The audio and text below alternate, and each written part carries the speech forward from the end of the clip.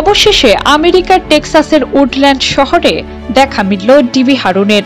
ছাত্র জনতার গণ অভ্যুত্থানে আওয়ামী লীগ সরকারের পতনের পর দেশ ছেড়ে পালানো ঢাকা মহানগর পুলিশের গোয়েন্দা শাখার সাবেক অতিরিক্ত কমিশনার হারুনুর রশিদকে এবার আমেরিকার টেক্সাসের উডল্যান্ড শহরে দেখা যাওয়ার খবর পাওয়া গেছে।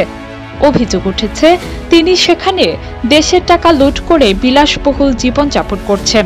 ২০২৪ সালের ৫ই আগস্ট আওয়ামী লীগ সরকারের পতনের পর হারুনুর রশিদ দেশ থেকে পালিয়ে যান। একটি সূত্র জানিয়েছে, প্রথমে তিনি নিউ ইয়র্কে বাংলাদেশি কমিউনিটির কয়েকজনের সহায়তায় গোপনে অবস্থান করছিলেন।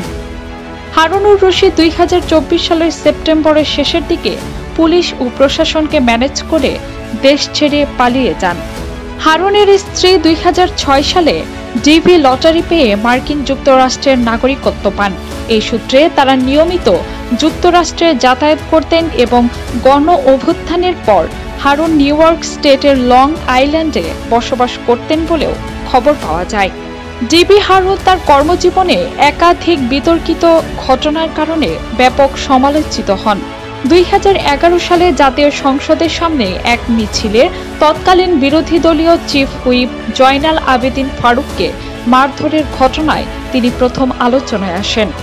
ডিবিতে মানুষকে তুলে নেওয়া, বিরোধী দলের আন্দোলনে বোমা উদ্ধারের প্রহসন, হেফাজতে নির্যাতন, আপত্তিকর ভিডিও ছড়িয়ে দেওয়ার ভয় দেখিয়ে টাকা আদায় সহ নানা অভিযোগে তিনি সমালোচিত হন।